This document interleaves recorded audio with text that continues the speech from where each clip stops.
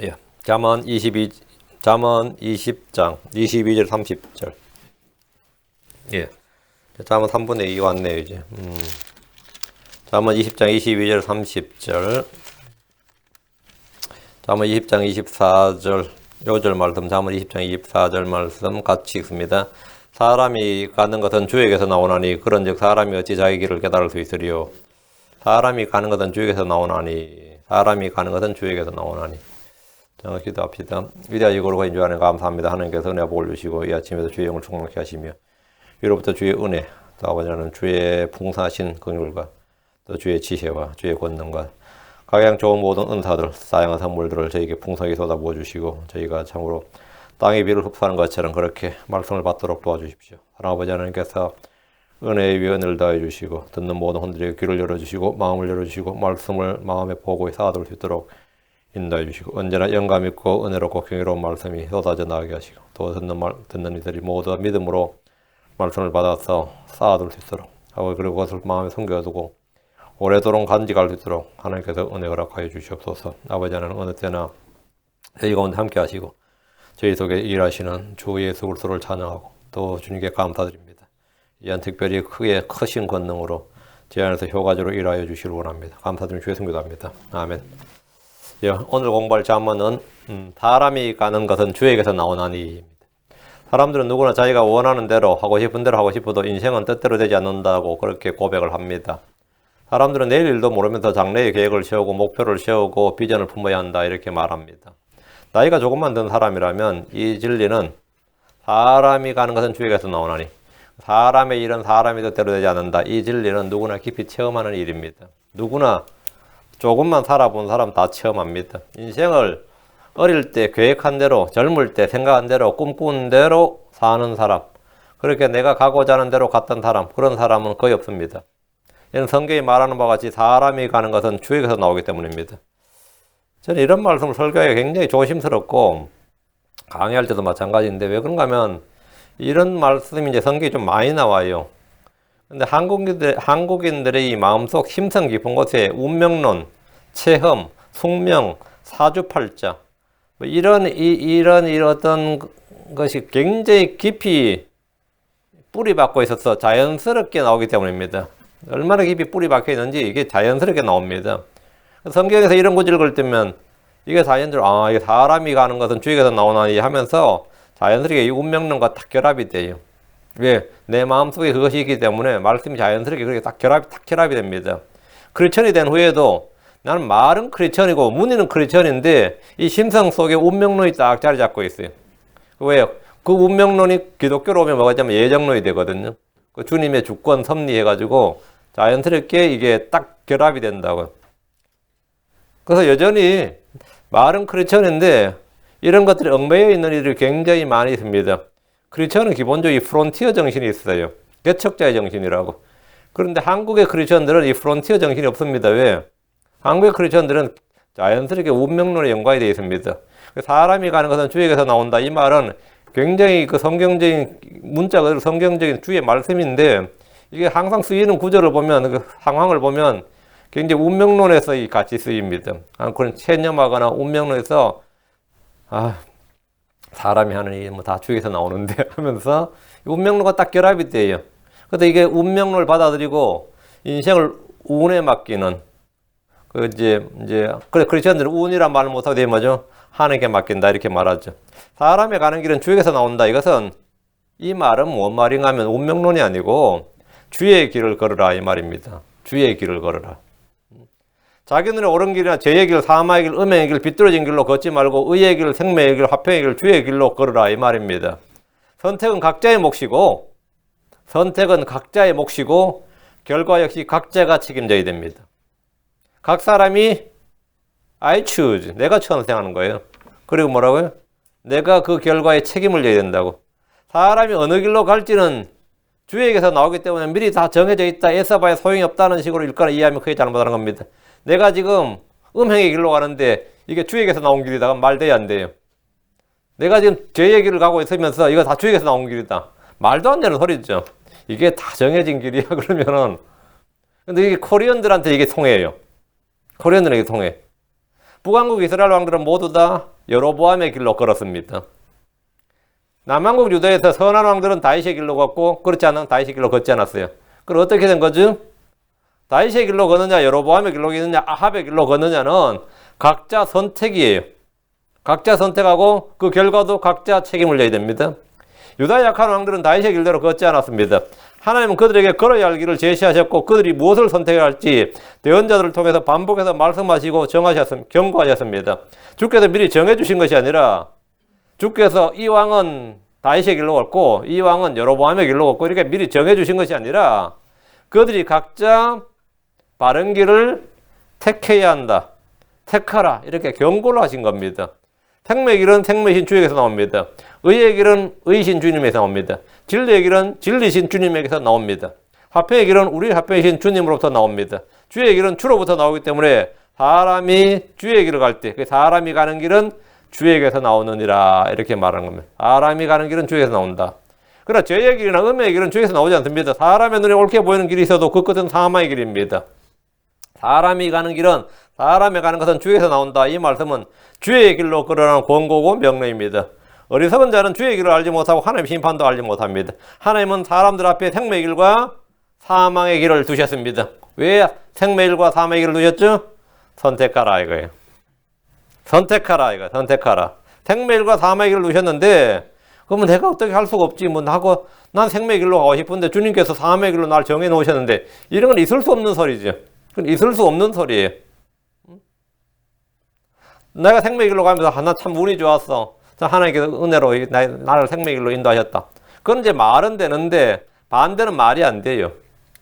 이런 사람들에게 주님께서 생명의 길과 사망의 길을 앞에 두신 것은 사람들이 뭐하라? 선택하라. 이거. 사람들이 택하도록 하기 위해서입니다. 하나님은 각 사람의 행위대로 갚으시고 각 사람이 자기의 길들에 따라 얻게 하십니다. 욥기 34장 11절에 그분께서 사람의 행위대로 갚으시고 그분께서 사람의 행위대로 그에게 갚으시고 각 사람이 자기의 길들에 따라 얻게 하시느니라. 사람은 자기의 길들에 따라 얻는다 이거예요. 사람의 걸음이 주에서 나온다는 말씀을 사람의 길이 이미 운명처럼 예정되어 있다는 것이 그런 식으로 이해하는 크리스천들은 성경을 크게 잘못 읽고 오해하는 겁니다. 광야 이스라엘은 주께서 그들의 걸음과 그들의 길을 인도하셨지만 그들은 음행의 길을 걸었습니다. 시편 106편 39절에 이와 같이 그들이 자기들의 행위들로 더러워지고 자기들이 창안한 것들과 더불어 음행의 길로 갔도다. 주님께서 구름기둥과 불기둥으로 인도하셨는데 주의 천사가 앞서 인도하셨는데 뭐라고요? 자기들의 행위대로 더러워지고 자기들이 창안한 것들과 더불어 어느 갔다? 음행의 길로 갔도다. 음행의 길로 갔도다. 주님은 그들의 그 길로 인도하지 않으셨어요. 그들이 가는 음행의 길이 주에서 나느냐? 당연히 아닙니다. 하나님으로부터 난 길은 의의 길, 진리의 길, 생명의 길, 명철의 길, 주의 훈계의 길입니다. 사람의 길은 멸망의 길, 죄의 길, 사망의 길, 음행의 길입니다. 사람이 가는 것은 주에게서 나온다는 것은 주에게서 나온 길로 주의 길로 걸으라 이 말입니다. 세상에서 흔히 하는 말들이 기술과 실력이 아무리 뛰어나도 운이 따르지 않으면 안 된다 이렇게 해서 이제 한국 사람들이 쓰는 말이 한자 성어가 있어요. 한국 사람이 쓰는 한자 성어가 있어요. 운칠기삼입니다. 운이 7할이고 기술이 뭐라? 기술이나 재능이나 그 사람의 재주가 3할이다. 30%다. 그러니까 인생을 결정하는 게 운이 70%고 우리는 운을 말하지 않고 하나님의 뜻, 하나님의 도우심을 말합니다. 시편 127편 1절에 주께서 집을 세우지 아니하시면 그것을 세우는 자들의 수고가 헛되며 주께서 도시를 지키지 아니하시면 파수꾼의 깨어있음이 헛되도다. 자, 이 말씀 어떻게 읽혀요? 이것도 한국 사람들은 다 이게 운명론을 읽혀요. 주께서 집을 세우지 아니하시면 그것을 세우는 자를 수고 헛되며 이 말은 뭐죠? 우리는 어떻게 이해하죠? 내가 주님께서 우리 집을 지켜주기 위해서 의뢰하고 신뢰하고 주님의 길로 걸어야 된다. 이렇게 이해하죠. 그게 정상적인 크리스천들의 이해 방식이에요. 주께서 집을 세우지 아니하시면 그것을 세우는 자들의 후가 헛되며 나는 주님께 내가 하는 일에 대해서 주님의 도우심을 의뢰하고 주의 보호하심과 주님을 신뢰하고 이렇게 해야 집이 세워진다 이거죠. 주께서 도시를 지키지 아니하시면 파수꾼에 끼어 있음이 헛되도다. 이건 뭐 운명론 이야기가 아니단 말이죠.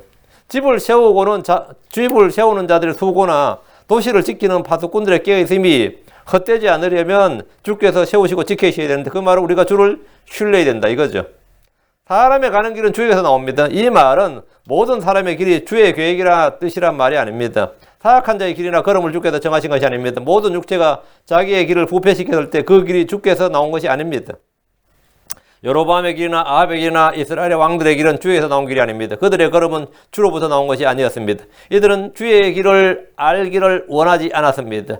욥기 21장 14절 그러므로 그들이 하나님께 이르되 우리를 떠나소서 우리는 주의 길들을 알기를 원치 아니하나이다. 우리를 떠나소서 우리는 주의 길들을 알기를 원치 아니하나이다. 이게 죄인들이 주를 배척하는 거예요. 우리가 주의 길을 걷겠다는 선한 소원과 의지가 있다면 그의 걸음은 주께서 인도하십니다. 주께서 목자시고 인도자십니다. 전 어릴 때나 어른이 되어서도 제가 이 미국에 와서 살 줄은 꿈에도 알지 못했습니다. 생각조차 안 했습니다. 솔직히 내가 목회자의 길을 걸을 줄도 전혀 알지 못했습니다. 나의 가는 길이 나에게 있지 않았습니다. 여러분 대부분도 자신의 생각이나 계획이나 꿈대로 걷는 사람은 지금 거의 없을 겁니다. 잠언 16장 9절에 사람의 마음이 그의 길을 계획할지라도 주께서 그의 걸음을 인도하시느니라 이렇게 말합니다.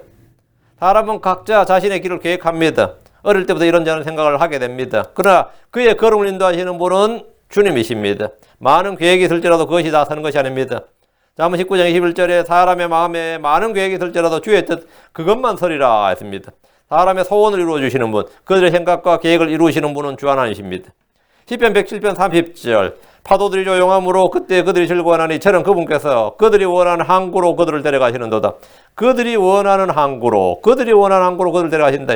바다에 있는 사람들이 제일 원하는 게 뭐죠? 항구를 원하죠. 그들이 원하는 항구로 그들을 데려가신다. 그분께서 그들이 원하는 항구로 데려가십니다. 하나님 아브라함의 소원은 아들을 주셨습니다. 하나님 한나의 소원대로 아들 사무엘을 주셨습니다. 하나님 솔로몬의 소원대로 지혜와 명철을 주셨습니다. 하지만 하나님은 스스로 왕이 되려는 압살롬의 계획과 소원을 무너뜨리심으로써 그런 나무에 달려서 창에 찔려 죽임을 당했습니다. 하나님 유대인들을 멸하려는 하만의 계획과 소원을 꺾으시고 그를 나무에 매달아 죽게 하셨습니다. 발락은 발람을 불러서 이스라엘을 저주하게 하려 했지만 발람은 이스라엘을 저주하는 말을 하는 대신에 축복하는 말을 했습니다. 사람의 마음이 그의 길을 계획할지라도 주께서 그의 걸음을 인도하시고 주의 뜻 그것만이 선다는 예는 성경 기록들을 통해서 반복해서 확인할 수 있을 뿐 아니라 우리 자신의 삶에서 늘 체험한 일입니다. 잠언 5장 21절 사람의 길들은 주의 눈앞에 있나니 그분께서 그가 가는 모든 길을 곰곰이 살피느니라. 하나님 사람의 길들을 살피십니다. 그래서 우리는 바른 길, 의의 길, 주의 길을 선택해야 되는 겁니다. 사람이 무슨 길로 가는지는 각자의 선택이고 각자의 책임입니다. 주님은 각 사람의 길과 각 사람의 행위를 기억하십니다. 에스겔 20장 43절 에스겔 20장 43절 거기서 너희가 너희의 길들과 너희를 더럽힌 너희의 모든 행위를 기억하겠고 또 너희가 범함 너희의 모든 악으로 인하여 너희 눈앞에서 너희 자신을 심히 싫어하리라. 주님께서 너희의 길들과 너희의 더럽힌 모든 행위를 기억한다. 너희의 길과 너희의 행위를 기억한다 했어요. 주님은 주의 길로 걷지 않는 사람들 행위야 모든 악으로 인해 그들을 싫어하시고 그들의 행위대로 심판하십니다. 에스겔 36장 19절 이교도들 가운데로 그들을 흩으시며 그 나라들로 흩어지게 하고 그들의 길과 그들의 행위들대로 그들을 심판하였느니라. 그들의 길과 그들의 행위들대로 그들의 길과 그들의 행위들대로 그들을 심판하였느니라. 주님은 그들의 길대로 벌하시고 그들의 행위대로 보응하셨습니다. 호세아 4장 9절 그 백성에게 그 제사장이 되리라. 내가 그들의 길들로 인하여 그들을 벌하며 그들의 행위들대로 그들에게 보응하리라. 그들의 길들대로 그들의 길들로 인하여 그들의 길이 무슨 길이죠? 예, 사망의 길, 멸망의 길, 죄의 길이었다. 음행의 길이었다 이거죠. 호세아 12장 2절 주께서 또한 유다와 논쟁하셨고 야곱을 그의 길들대로 벌하시며 그의 행위들대로 그에게 부응하시리라. 계속 그의 길들대로 사람의 길, 사람의 가는 것 이게 다 주에게서 나온다 이거예요. 근데 왜 벌하시는 거예요? 예, 그 사람이 가는 길은 그 사람이 선택한 것이다 이거. 유다와 이스라엘이 주의 말씀, 주의 법규들을 붙들지 아니하고 자기들의 길, 자기들의 행위들에 따라 행하려고 생각하면 주님은 그대로 그들에게 행하십니다. 스가랴 1장 6절 만군의 주께서 우리의 길들에 따라 우리의 행위들에 따라 우리에게 행하려고 생각하시더니 그대로 우리를 다루셨도다. 주께서 만군의 주께서 우리의 길들에 따라 우리들의 행위에 따라 우리에게 행하신다. 우리의 길들에 따라 우리의 행위들에 따라 우리에게 행하려고 생각하셨다. 주님께서 나에게 어떻게 행하시느냐 하면 나의 길들대로 나의 행위대로 내가 마음에 뭘 생각하느냐에 따라서 나의 의지, 소원이 무엇이냐에 따라서 그대로 인도하신다 이거. 그대로 내가 마음에 우상을 세우고 나오면 저는 그 우상의 수요대로 응답하신다 이거예요. 자, 본문을 보겠습니다. 22절. 너는 말하기를 내가 악을 갚겠다 하지 말고 오직 주를 바라라. 그분께서 너를 구원하시리라. 내가 악을 갚겠다. 어릴 때 생각 많이 했었는데 내가 악을 갚겠다. 어린 마음에도 그 청어린 마음에도 말이야. 내가 커서 저는 원수를 갚아야겠다 이런 생각을 했어요. 아주 어린 아주 뭐 10살, 10몇 살 뭐 이럴 때 제가 그런 생각을 많이 했어요. 없이 살다 보니까 갈취를 많이 당하고 또 무시를 많이 당하고 그랬거든요. 뭐 당연하죠. 뭐 당연 사람들이 다 악한 시골 사람 순박하다 그런 말은 시골 살았던 나한테 말하면 안 돼. 시골 사람 순박하지 않습니다. 굉장히 사악하고 비천하고 더럽고 비열하고 그 추잡함이 시골 사나 도시 사나 차이 전혀 없습니다.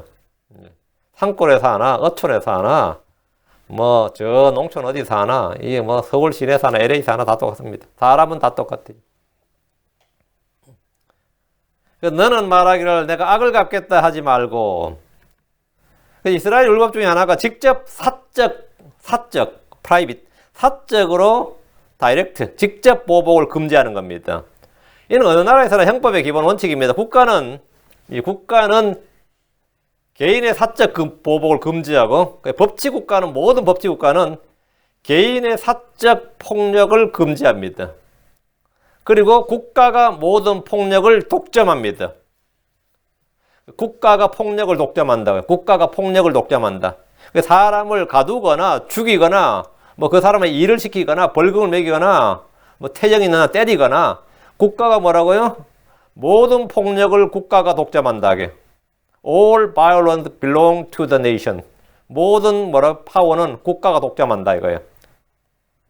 국가가 합법적인 폭력을 독점하고 개인에게는 어떤 폭력도 허용하지 않는데 이것을 법의 통치, 법의 지배 이렇게 말합니다. 이걸 법치라 그럽니다. 이걸 법의 통치라 그래요. 율법 역시 모세 율법 역시 개인의 사적 보복이나 복수를 금지합니다. 너는 말하기를 내가 악을 갚겠다 하지 말라는 것은 사적인 복수를 금지하는 겁니다. 잠언 24장 29절에 너는 말하기를 그가 내게 행한 대로 나도 그에게 행하고 그 사람 행위대로 그에게 갚으리라 하지 말라. 이 일은 개인적으로 사적으로 해야 되는 게 아니라 법에 호소해서 법이 그대로 그렇게 집행해 줘야 된다는 거예요. 모세 율법은 눈에는 눈, 이에는 이 아니냐.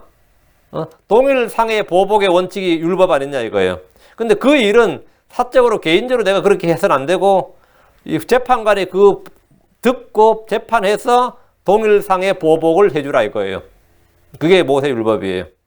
사적으로 그렇게 하면 안 되고 사적 복수나 사적 보복을 허용하게 되면 강한 자는 어떻게 되죠? 강한 자는 당연히 사적 복수를 쉽게 할 수 있죠. 사람을 사서 아니면 뭐 힘이 있으니까 당연히 사적 복수를 배로 해줄 수도 있죠. 대로 받고 말로 준다는 말 있잖아요. 사적 복수를 배로 할 수도 있어요. 그러나 약한 자는 억울한 일을 당해도 강한 자를 상대로 복수하는 일이 어렵습니다. 예를 들어 우리아의 가족이 다윗에게 복수할 수 있겠어요? 우리아의 동생이나 우리아의 부모나 내가 만약에 우리아의 부모라 그러면은 그 연놈들 쳐 죽인다 그러지 않겠어요?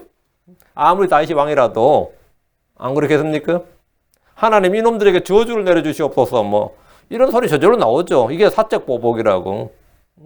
아무리 다윗이 와서 싹싹 빈다 그래도 그 용서가 되는 일이냐고.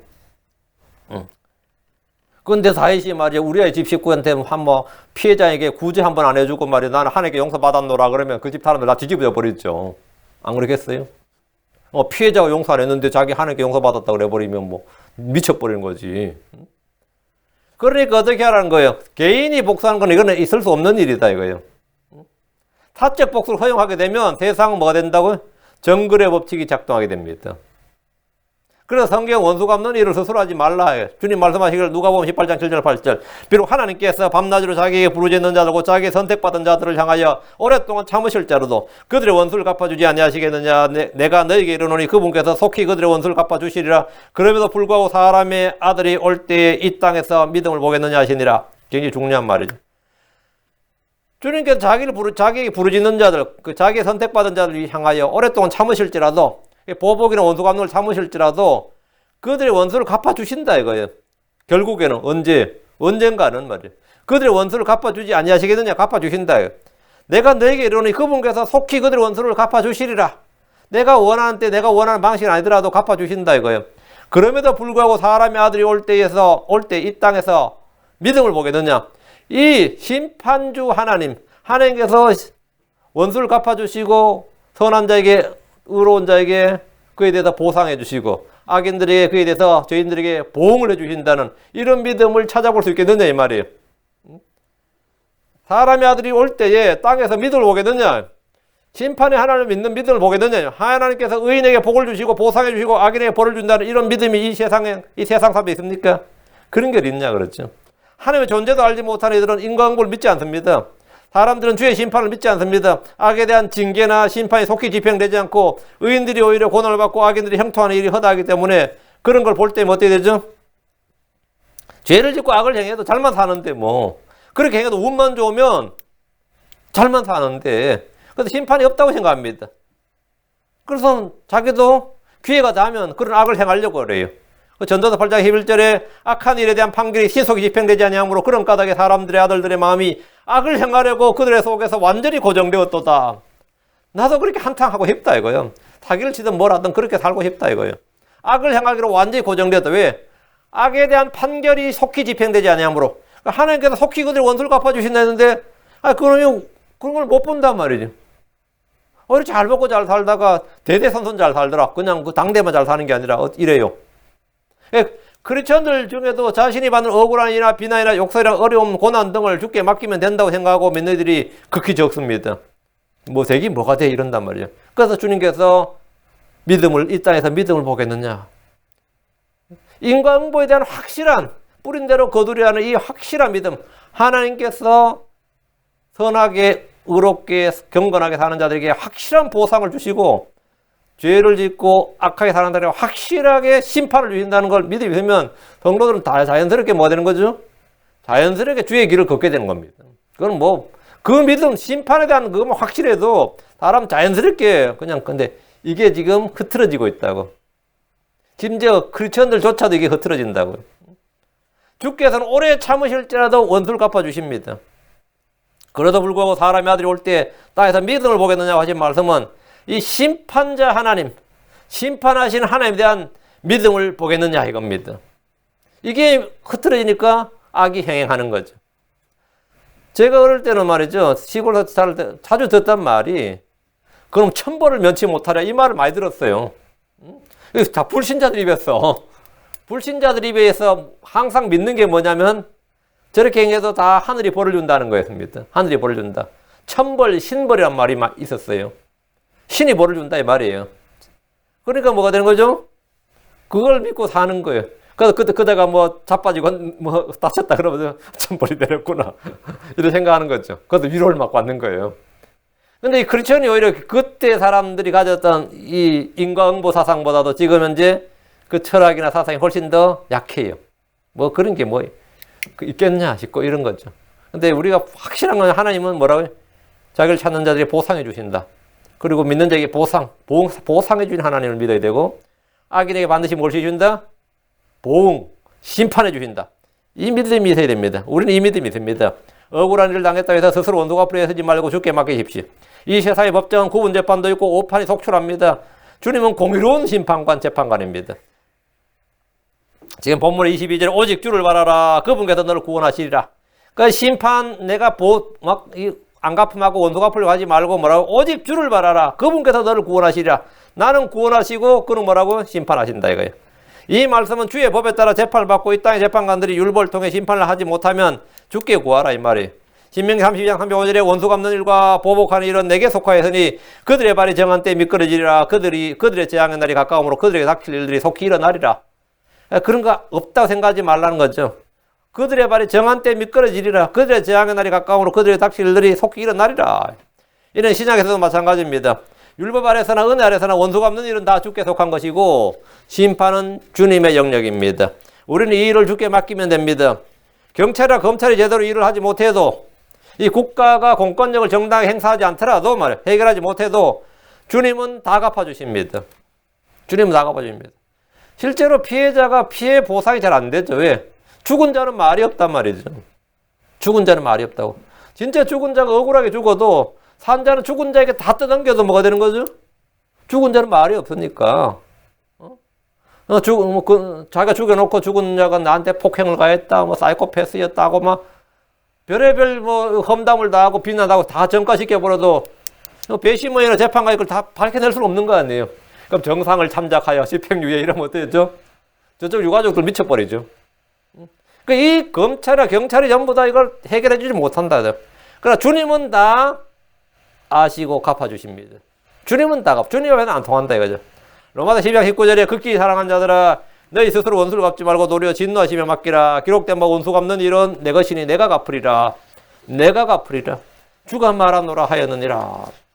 히브리 10장 1절 원수 갚는 일은 내게 속하였으니 내가 갚아주리라. 복수는 나의 것이다. 영화 제목 같다. 복수는 나의 것이다. 이건 뭐죠?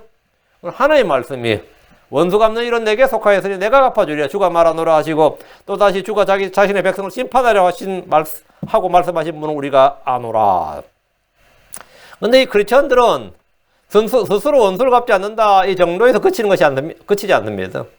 우리는 우리에게 욕하고 악을 행하고 저주하고 핍박하는 자들에게 원수를 갚지 않으며 원수를 갚아달라고 구하는 것이 아니라 선한 것을 따르고 반대로 그들을 축복합니다. 데살로니가 전서 5장 15절 조심하여 아무도 누구에게든지 악으로 악을 갚지 말고 도리어 너희 가운데서도 선하고 또 모든 사람에게 선한 것을 항상 따르라. 악으로 악을 갚지 말고 뭐라고요? 모든 사람에게 선한 것을 항상 따르라.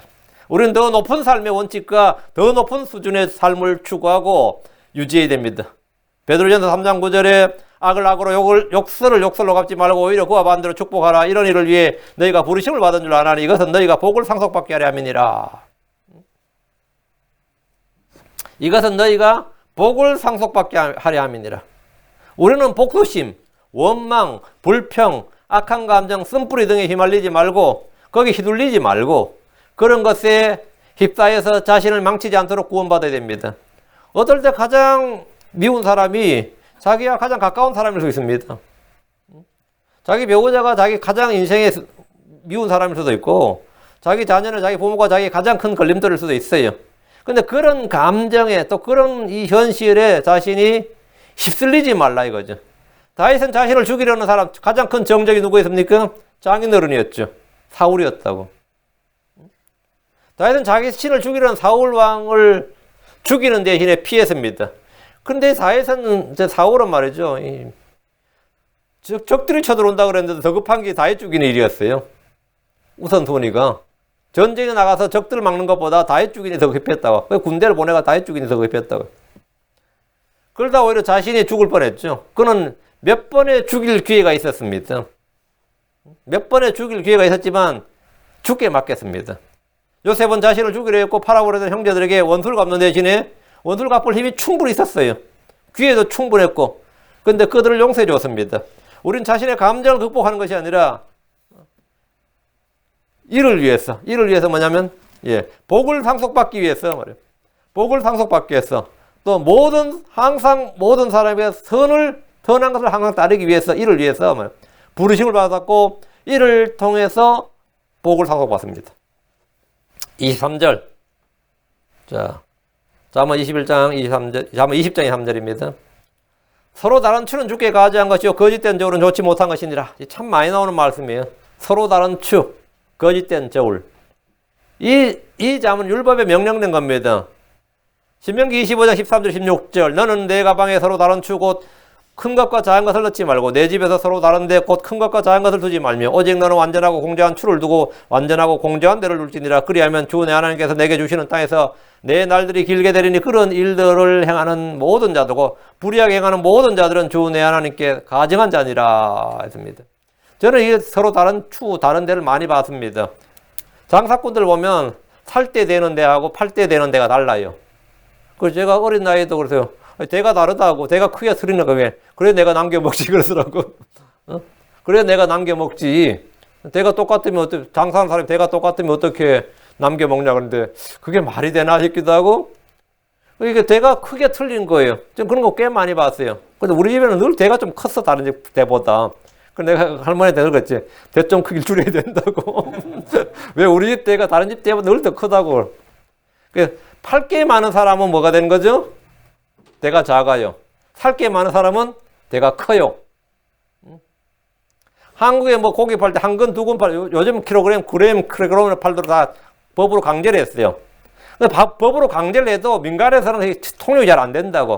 그럼 고기 1kg 주세요가 아니라 고기 뭐죠? 한 근 주세요, 두 근, 근으로 텐다고요. 근데 쇠고기 살 때는 600g이 한 근이에요. 그러면 얘 딸기 살 때는 400g이 한 근입니다. 다른 거 할 때는 버섯 따면 200g이 한 근이에요. 근이 다 달라요. 근이 다 달라. 그러니까 왜 근이 다 다르냐?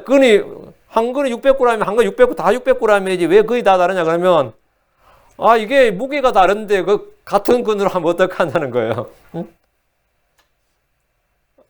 참, 어릴 때부터 장사꾼들하고 막 하다 보니까 별일을 다 겪는 거지. 어린애들이 뭐 너무 일찍 세상 물질에 눈 뜨면 이게 세상의 부조리를 보겠대. 그러면서 애라고 막 이제 막 휘두른 거죠. 그럼 또 이제 분한 마음에 커서 보자 이런 게 있었어요. 제가 어릴 때. 그러니까 어른들하고 이게 사악함이 사람의 본성이 말도 못하는데 이중잣대라는 거 말이죠. 이건 인간 본성이에요. 인간 본성이죠. 서로 다른 추는 죽게 가지한 것이다. 이거는. 가지한 것이다. 그렇게 행하는 모든 자들은 주 내 하나님께 가증한 자니라. 그런 사람이 가증한 자다 이거야. 거짓된 자는 좋지 못한 겁니다. 서로 다른 추, 서로 다른 데는 똑같이 죽게 가지한 것입니다. 이중잣대는 육신의 본성입니다. 하나님은 이것들을 가증하고 좋지 못한 것이라고 분명히 말씀하셨습니다. 공정한 추는 그분께서 기뻐하시는 겁니다. 잠언 11장 1절에 거짓된 조는 주께 가증한 것이나 공정한 추는 그분께서 기뻐하시는 것이니라. 주님께서 기뻐하시는 것은 공정한 추는 그분께서 기뻐하시는 것이니라. 공정한 추와 저울은 주의 것이고 주께서 지으신 것입니다. 잠언 16장 11절에 공정한 추와 저울은 주의 것이요 주머니 속의 모든 추도 그분께서 지으신 것이니라. 공정한 추와 저울은 주의 것이다. 주머니 속의 모든 추도 그분께서 지으신 것이니라. 그럼 우리는 주님께서 지으신 것, 주의 것을 마음대로 false balance, 거짓으로 만들면 안 된다 이거예요. 우리는 외모나 겉모습으로 판단하지 말고 의로운 판단으로 늘 판단해야 됩니다.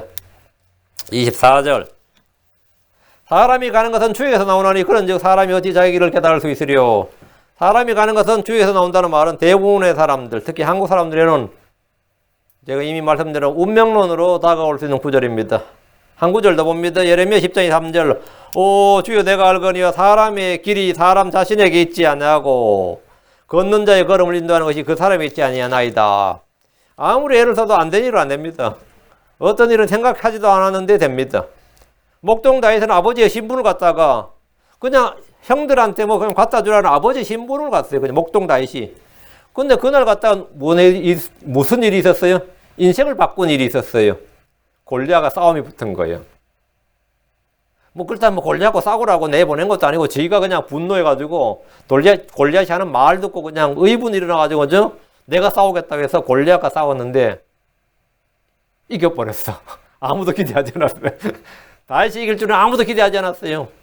근데 이겨버렸어. 그래서 이스라엘 전쟁 영웅이 되었습니다. 목동에서 어느 날 갑자기 뭐가 된 거죠? 그날이 라이프 체인징 데이야. 인생이 바뀐 날이에요. 이스라엘 전쟁 영웅이 되어버린 거예요. 그것은 그가 생각하거나 계획한 일이 아니었습니다. 저도 제가 아는 형제 중에 하나가 같은 고향인데 동국대 일문과를 다녔죠. 굉장히 학교 다닐 때 유순하고 온순하고 그랬던 형제예요. 그때는 크리스천이 아니었나 캐톨릭이었던 것 같은데. 그런데 이제 서울서 만났더니만 투사가 돼 있는 거예요. 가끔 TV 보면 시위대 제일 앞에 와서 이거 하고 있고 이래. 근데 어쩌다니 그래 됐냐니까 그 사연이 뭔지 아세요? 자기는 시위 같은 거 할 생각이 없었는데 그 뒤에서 구경하다가 막 이제 시위대가 앞으로 가고 막 앞에다 막 체류탄 쏘고 막 하다가 막 가더래요. 근데 이 농악패들이 있어요. 그 장단에 맞춰가지고 이게 전진하고 후진하고 흩어지고 하는 겁니다. 농악패거리들이 막 징치고 북치고 막 되게 완전 전쟁이에요, 옛날.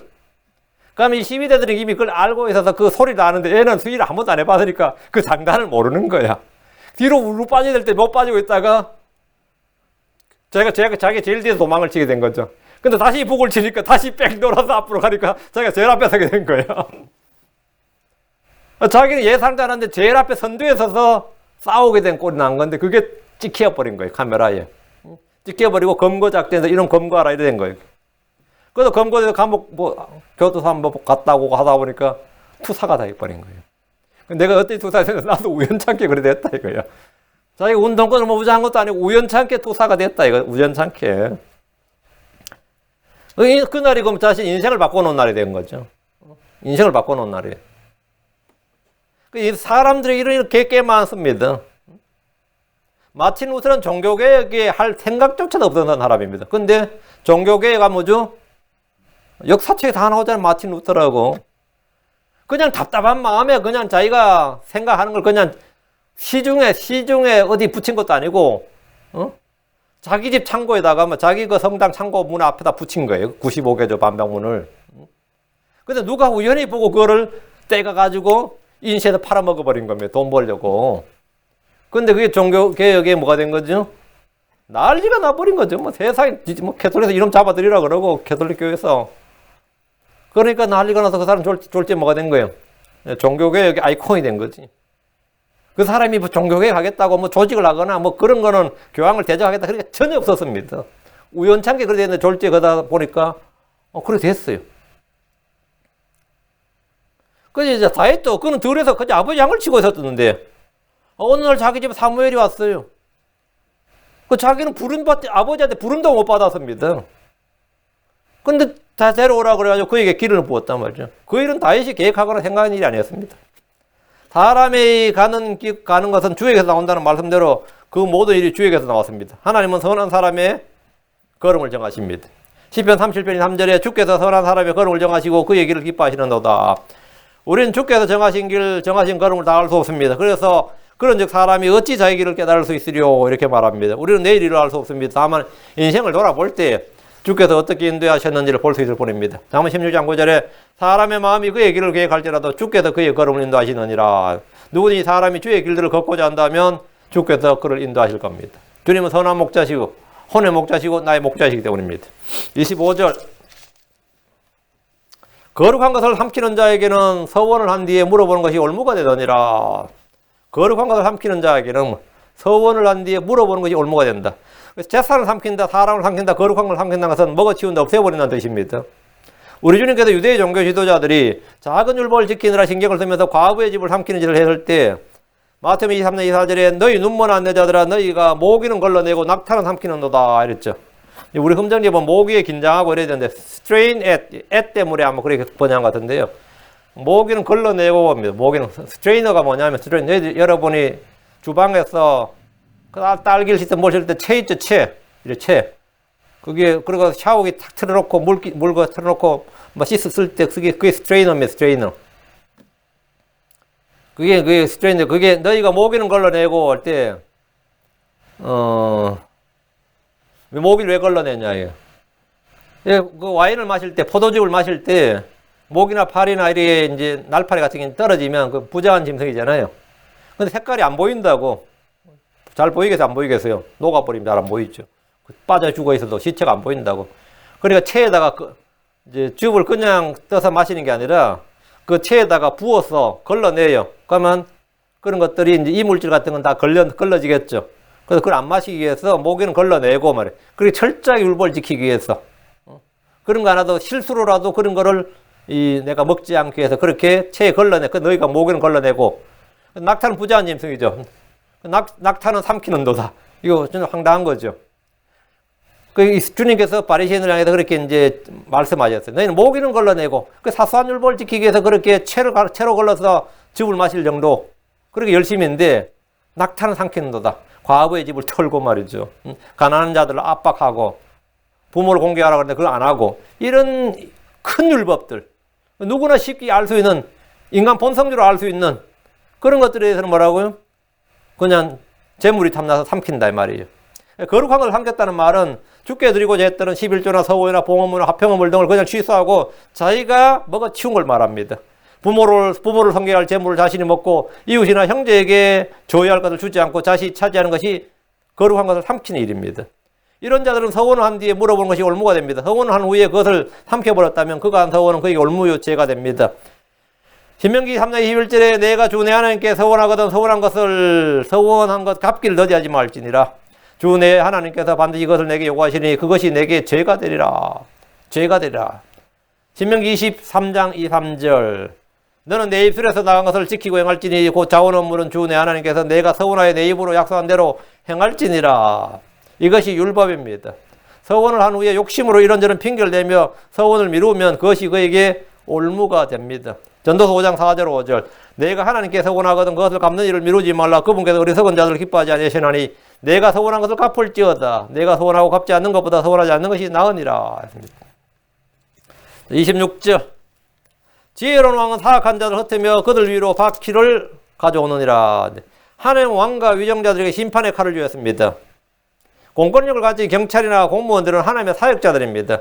로마 13장 3절 4절에 치리자들은 선한 일이 아니라 악한 일에 대하여 두려움이 나니 그런즉 내가 권력을 누려하지 아니하려느냐 선한 일을 행하라. 그리하면 내가 바로 그에게 칭찬을 받으리라.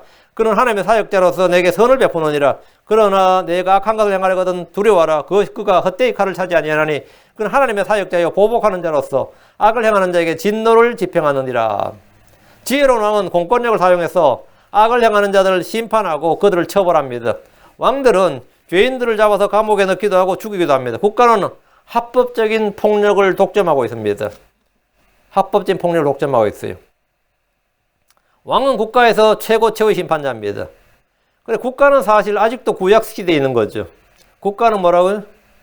죄를 지은 자들에서 보응을 해야 국가가 정당히 하는 거예요. 근데 이 정부가 공무원들이 경찰이 원수를 사랑하라 해버리면 되는 거죠. 용서하라 해버리면 그건 난감한 거죠. 범죄자 잡아놓고 용서하지 뭐.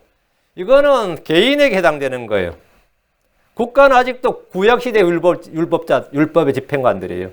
국가는. 예, 국가는 하나님께서 뭘 줬다?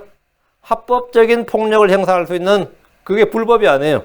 폭력의 독점권을 준 겁니다. 근데 그걸 뭘 위해서? 악인들을 징벌하고 심판을 집행하라 이거예요. 악인들을 징벌하고. 그러니까 그리고 죄인들이야 한 번만 봐주세요 하지 이건 내가 봐줄 수 있는 게 아니라 이거 법이다 이거예요. 아직도 뭐냐 율법시대지. 국가는 아직도 율법시대예요. 지혜로운 왕은 공권력을 사용해서 악을 행하는 자를 심판하고 그들을 처벌해야 됩니다. 왕은 국가에서 최고의 심판자입니다. 잠언 20장 8절에 심판의 왕자에 앉은 왕은 자기 눈으로 모든 악을 흩어지게 하느니라. 심판의 왕자에 앉은 왕은 자기 눈으로 모든 악을 흩어지게 하느니라. 사악한 자를 흩어버린다는 것은 범죄단체나 조직을 완전히 멸하고 흩어버린다 이 말입니다. 제가 한국에 있을 때 꽤 오래됐네요. 벌써 지금 2019년이니까 30년 전이 1990년대 이야기인데 1990년 10월 달에 우리나라에서 아주 별명이 안 좋은 대통령이 물태우라는 분이 있었어요. 그래 보여 군인 출신이고 군대 장군 출신인데 어때 별명이 성이 노태우신데 이 민중에서는 항상 물태우라 불렸어요. 그만큼 우유부단하고 좀 유약하게 보였나 봐 사람들 눈에. 근데 이 자신의 이미지를 쇄신하기 위해서 이 전두환 씨는 어때요? 작아 보여도 대머리고 작아 보여도 어때죠? 좀 깡짜가 있어 보이잖아요 이미지가.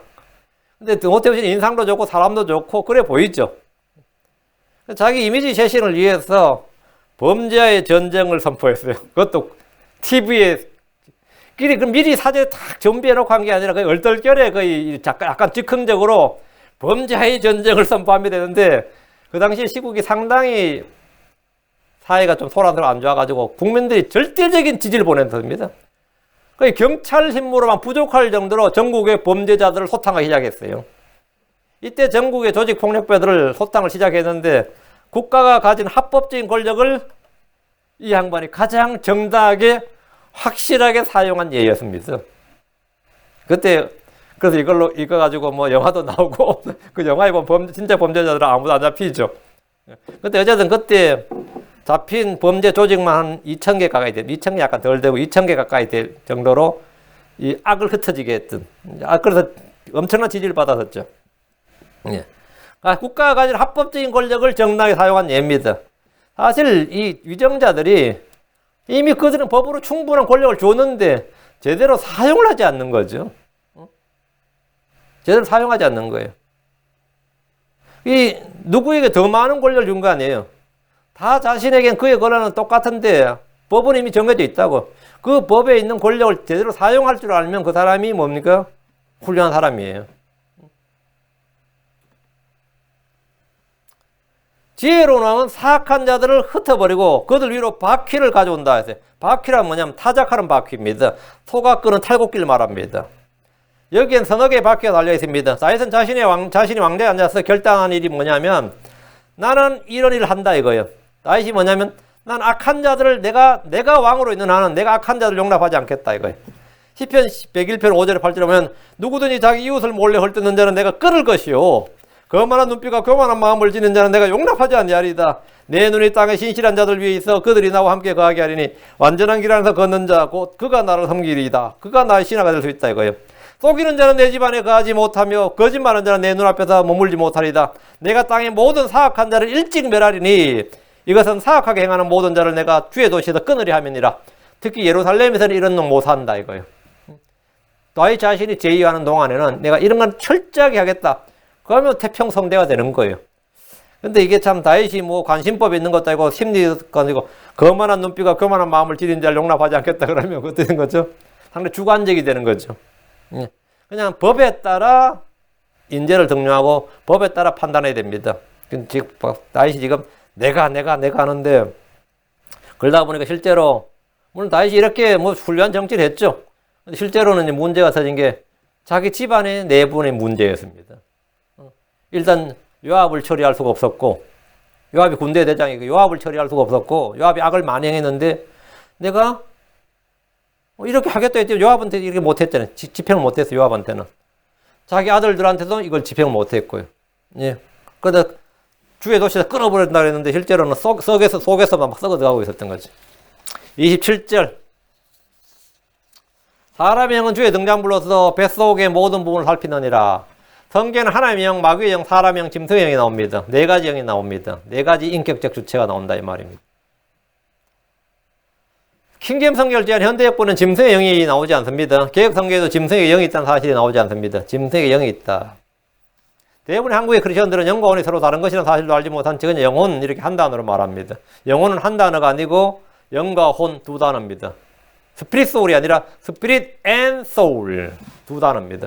하나님은 흙으로 사람의 몸을 만드셨고 몸에 숨을 불어넣으심으로써 사람 속에 사람 영을 지으셨습니다. 스가랴 12장 1절에 이스라엘을 위한 주의 말씀에 엄중한 부담이라 주고 하늘들을 펼치고 땅에 기초를 놓으며 사람 속에 사람의 영을 짓는 이가 말하노라. 사람 속에 사람 영을 어떻게 지어요? 사람의 영은 주의 등잔불입니다. 사람의 영은 그의 병약함을 지탱합니다. 사람의 영은 몸이 죽을 때 위로 올라갑니다. 사람의 영은 사람 속에 있습니다. 사람의 영은 사람의 것들을 다 합니다. 사람의 영은 주의 등잔불로서 뱃속의 모든 부분을 살핍니다. 사람의 영은 주 예수를 믿을 때 다시 태어납니다. 28절. 긍휼과 진리가 왕을 보존하며 그의 왕자는 긍휼로 더 바쳐지느니라. 긍휼과 진리가 왕을 보존하는 것은 긍휼과 진리로 말미암아 불법이 정결하게 되기 때문입니다. 잠언 16장 6절. 긍휼과 진리로 말미암아 불법이 정결하게 되며 주를 누려함으로 말미암아 사람들이 악을 떠나느니라. 왕자를 유지하는 길은 노련한 정치력이나 강력한 군사력이나 민중의 지지나 높은 인기가 아니라 긍휼과 진리다 이거예요. 긍휼과 진리할 때 긍휼이 뭐냐? 왕자는 긍휼로 떠받쳐진다는 것은 주의 긍휼이 왕자를 굳게 세운다는 겁니다. 주의 긍휼이.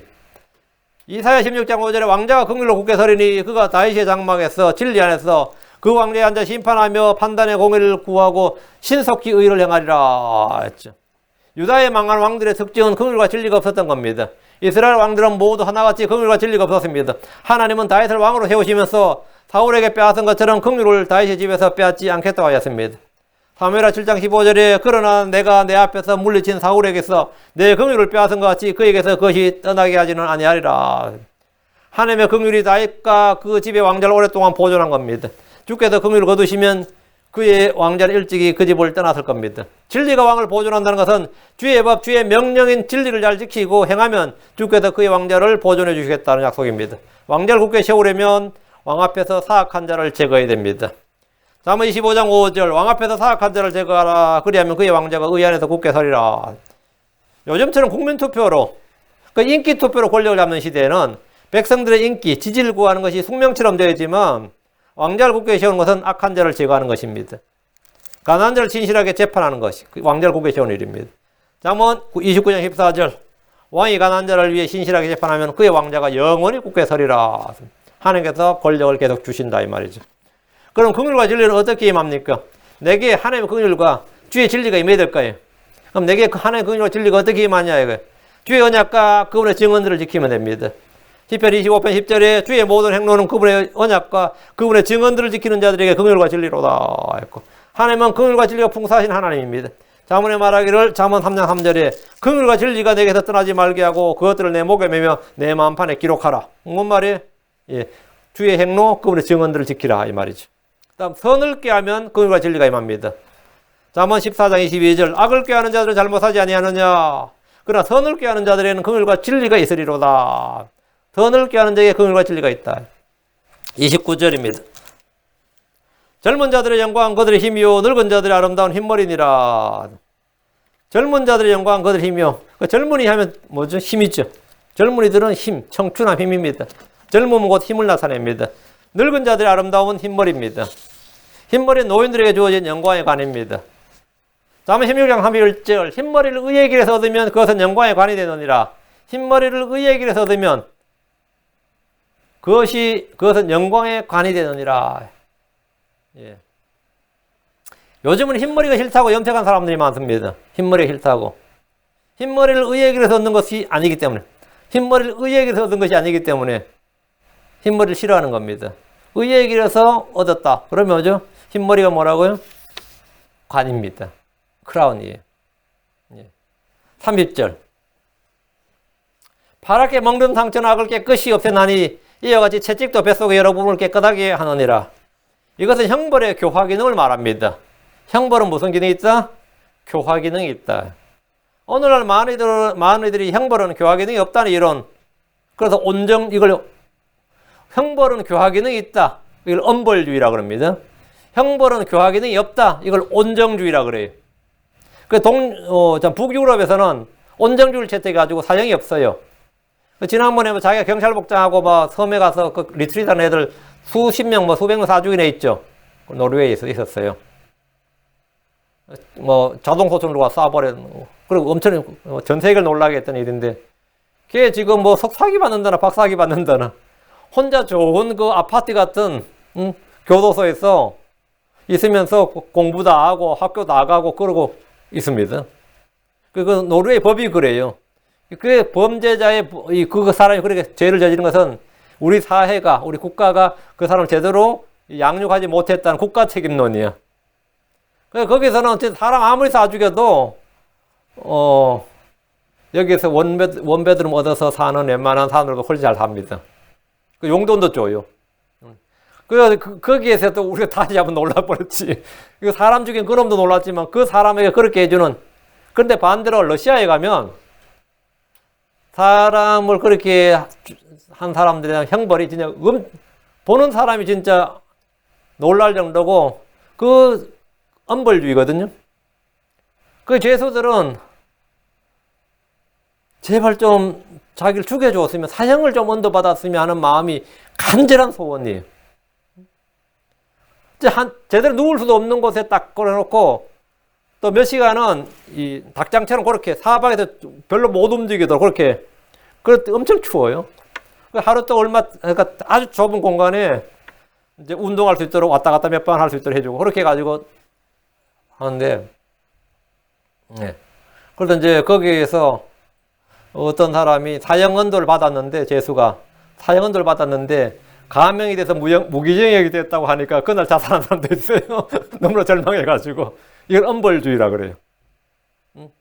내가 사형이 돼야 되는데 감형이 돼서 무기징역이 되다면 기쁘다가 아니라 그 말 듣고 너무나 절망스러워서 그냥 자살해버린 그런 죄수도 있고. 근데 이제 반면 이쪽에서는 이제 온정주의라고 그래서 그 한국의 외국인들 범죄자들, 그 불체자 외국인 범죄자들 교도소는 거의 호텔급입니다. 내가 봐도 너무 심하더라고요. 이것도 특혜야.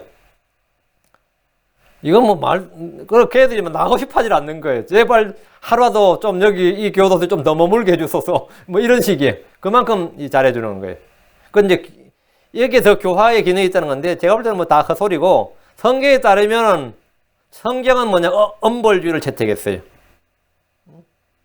이 말은 범죄자에게 죄값을 치르게 하는데 집중하는 것인데, 엄벌주의는 교정 기능이 없어서 죄인들의 사회적 복귀, 재생을 방해한다. 이런 온정주의를 단호히 배격합니다. 파랗게 먹는 상태는 뭐라고요? 성경에 따르면 엄벌주의가 악을 제거하고 행실을 바로 하는 데 가장 효과적이다. 파랗게 먹는 상처가 악을 깨끗이 없앱니다. 파랗게 먹는 상처가 악을 깨끗이 없앤다. 채찍도 뱃속의 여러 부분을 깨끗하게 합니다. 뱃속의 여러 부분이란 마음과 생각과 양식을 깨끗하게 한다 이 말입니다. 주님은 사랑한 자를 징계하십니다. 주님께서 뭐 사랑한 자를 징계하신다. 주님은 자신이 받아들인 아들마다 채찍질 하십니다. 주님이 사용한 도구가 뭐죠? 채찍과 몽둥이에요. 막대기란 게 뭐냐? 몽둥이입니다. 이것은 율법을 주신 분께서, 율법을 주신 입법자이시고 심판자께서 말씀하신 겁니다. 사무엘하 7장 14절에 나는 그의 아버지가 되고 그는 내 아들이 되리니 만일 그가 불법을 행하면 내가 사람들의 막대기와 사람들의 자녀들의 채찍으로 그를 징계하리라. 채찍으로, 막대기와 채찍으로 징계한다잖아요. 시편 89편 32절 그때 내가 막대기로 그들의 범법을 벌하며 채찍으로 그들의 불법을 벌하리라. 주님은 막대기와 채찍을 사용하신다 이거예요. 그 채찍과 막대기는 주님께서 벌하시는 가장 흔한 수단입니다. 히브리 12장 6절 주께서 사랑하는 자를 친히 징계하시고 자신이 받아들인 아들마다 뭐 하신다? 채찍질 하시느니라. 계기로 3장 19절에 내가 사랑하는 자들 나 책망하고 징계하노니 그런 적 열심을 내고 회개하라. 주님께서 책망하고 징계한다. 징계의 목적은 주님 자신의 거룩함에 참여한 자가 되게 하는 겁니다. 의의 합평의 열매를 맺게 하는 겁니다. 그래서 주님께서는 뭐라고요? 예. 그렇게 멍들도록 상처를 주신다 이거예요. 그리고 채찍으로 내리치신다 이거예요. 히브리 12장 11절에 이제 어떤 징계도 그 당시에는 기쁘게 보이지 않냐고 슬프게 보이나 그럼에도 불구하고 나중에는 그것을 말미암아 살려된 자들은 의의 합평의 열매를 맺느니라. 그런데 사람에게 하나님께서 하는 것이 그렇다고 뭐 주님께서 진짜 몽둥이 가져서 여러분 패는 건 아니잖아요. 사람들의 막대기와 사람들의 자녀들의 채찍으로. 그게 수단이에요. 그 내게 있는 그 나를 치는 막대기가 있어요. 내게. 그건 나에게 채찍과 같은 존재이고 가시와 같은 존재가 있습니다. 그게 뭐라고? 하나님의 징계다 이거예요. 그 3명만 있어도 그중 1명은 꼭 나하고 안 맞는 사람 있죠? 있습니다. 3명만 있어도. 그런데 이제 그걸 견딜 수가 없어서 이제 하나님의 징계, 채찍을 내가 겸허히 받아들이면 내가 부드러워지고, 예, 부서지기도 하고, 이제 그렇게 되는 거죠. 그러니까 그렇게 다듬어지고, 하나님 뜻이 합당한 그릇이 되는 겁니다. 깨끗해지고. 그런데 이제 그에 거부하면 이제 충돌이 나는 거죠. 충돌이 나는 거죠. 교회 내에도 뭐 다 있습니다. 다 있어요. 하나님께 뭐냐면 사람들의 막대기와 사람들의 자녀의 채찍으로. 여러분, 나한테 지금 그런 불편한 사람이 있다 그러면 그것은 뭐 하나님 징계로 받아들여야 됩니다. 하나님 징계로 받아들이고, 하나님 훈련으로 받아들이고, 하나님께서 나에게 책망하고, 이런 걸로 받아들여서, 그걸 감당을 해야 돼. 감내를 해야 됩니다. 몇 년이 걸리든 간에. 몇 년을 걸리든 간에. 네. 그렇지 않으면 뭐, 아무런 열매를 맺지 못합니다. 근데 그런 걸 다 받아들이면 뭐, 의의 합평 열매를 맺고, 내가 정금같이 단련이 됩니다. 예. 오늘 여기까지 하겠습니다. 예. 기도합시다. 위대하시고 거인 주 하나님 감사합니다. 하나님께서 은혜 주셔서 오늘 말씀을 선포했습니다. 선포 모든 말씀들, 저는 이 많은 주의 말씀들이 선포되었는데 아버지 하나님 이것들을 마음에 잘 받아서 간직할 수 있도록 해주십시오. 아버지 하나님 말씀을 빼앗기지 않도록 해주시고 흘려듣지 않게 하시고 저희 마음에 빠져나가지 않도록 해주시고 아버지 하나님 또 악한 자가 다른 씨앗을 뿌려서 가라지가 함께 자라지 않도록 전나신 주 하나님 저희 마음을 정결하게 아버지 하나님 저희를 또 저희 속에 모든 씨앗이 뿌려진 모든 씨앗이 잘 자랄 수 있도록 은혜로 일하여 주시기를 간구합니다. 사랑하는 아버지 하나님 저희는 연약합니다. 그러나 저희가 늘 주님을 선택하고 주님을 바라고 아버지 하나님 주님께 저희 자신을 맡깁니다. 아버지 오늘 온종일 선포되는 모든 말씀에 풍성한 기름 부음 있게 하시고 듣는 모든 분들에게 넘치는 은혜가 부어지게 하여 주십시오. 감사드리며 주의 성기도합니다. 아멘.